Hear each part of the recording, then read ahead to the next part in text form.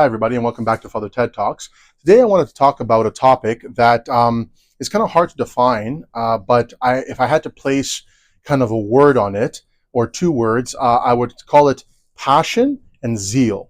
Now, what do I mean by passion and zeal? Well, a lot of times, the way we define these words within the church and the way the fathers define them are a little bit different, right? When we talk about zeal, for example, zeal is seen as a good thing, to be zealous, to have enthusiasm, to have excitement about something. And, spiritual zeal is a good thing, to have spiritual enthusiasm, to have a willingness to work hard, to grow in the faith, to research, to learn more things, to go to church, to participate in the sacraments. To have this type of zeal is a very, very good thing. Passion, on the other hand, though the word passion is often seen in the Orthodox Church as a negative, right? Passions are basically usually defined by the fathers as something that kind of controls us. It is a type of zeal, a type of enthusiasm, but it is rather zeal and enthusiasm that is, kind of let go to run amok, to take over our lives, right? So, when zeal turns into, for example, fanaticism, when zeal is fed by the ego, the willingness or the enthusiasm to become better, not for the glory of God, but rather for our own glory, to show that we're better, to get accolades from people, to have people tell us that we're amazing, or that we're wonderful human beings, that we're humble, or we're really good Christians. That's when it crosses over from zeal into passion, right? And so I think there's a fine line between zeal and passion, and we have to be really, really careful about that. A really, really good example of how to kind of know, or to kind of put into perspective the difference between zeal and passion, is kind of like to think about water, right? So like water, which is one of the fundamental elements in the world, you need it for life, you need it for everything, right? Water, when it flows, right, like in a river or an ocean, whatever, water, if it's left unchecked, if it's just allowed to flow, can destroy everything. This is what happens with tsunamis, right? Big waves, they come in, nothing can stop them, they can destroy everything in their wake, right? But when water is harnessed, for example, when water is harnessed down a river, where there's riverbanks and the water flows in a specific way and goes through, the land, but doesn't flow over everything, it doesn't destroy everything. It's restricted to a certain place. Or rather, when water is used in a dam, harnessed, right, for hydro energy, or water is used and harnessed for irrigation, for the watering of crops and things like that. Water can be good. But water is only good when it is harnessed, right? When it is unfettered, when it is let loose, it can become destructive. It becomes a disaster. And so in the same way, our passion for things, our zeal for things is a good thing. It can be a good thing, right? But if it's left unchecked and it's not harnessed, it can turn into a passion. It can begin to take over our lives, right?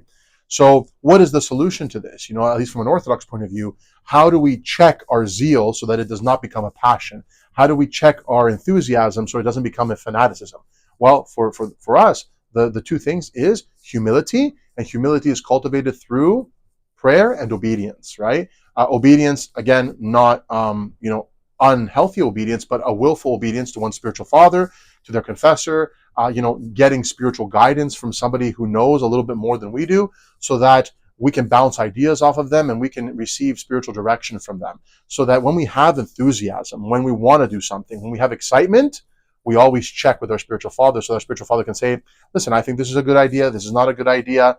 This is why within the church we always get the blessing of the priest, right? Or the bishop, let's say, if there's a bishop there, we always get the blessing of the hierarchy to do things, and we don't just do things on our own, so that our zeal is checked with humility. Sometimes we get so enthusiastic and we can't tell whether it's really coming as a genuine love of the Lord that we want to help other people, or if it's our ego.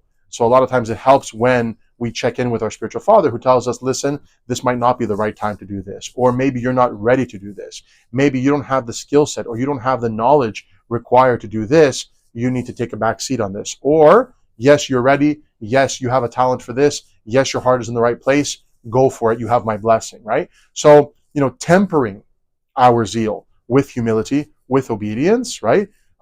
This is the way that we kind of like know whether we are on the right track or not, right? Just like water unfettered can destroy everything, over enthusiasm, over zealotry can turn into passion, can turn into fanaticism, right? And so that's why always when we see people who are very excited and who have a lot of passion for the faith, the number one question that I always ask is, okay, where do you go to church and who's your spiritual father? Who's your confessor, right? If you can't answer those two questions, there's probably an issue, right? We see a lot of this online, unfortunately, where a lot of people are very zealous online. They like to correct other people. They like to, play the Orthodox guru online, things like that. But when you ask them the question, where do you go to church and who is your spiritual father? Do you have a blessing to be speaking online? Do you have a blessing to be doing any of these things or typing any of these things or preaching any of these things? Most people will not have an answer for you because they don't have a blessing to do these things and they don't actually go or are not connected to an actual local parish.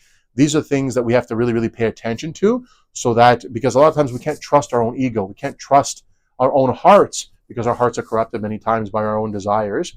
And so we try to temper that by the spiritual guidance that we should be having from a spiritual father. So again, just remember that it's good to have enthusiasm for the Lord. It's good to have a zealousness, and we always have to temper that and make sure that that is within the confines of the church.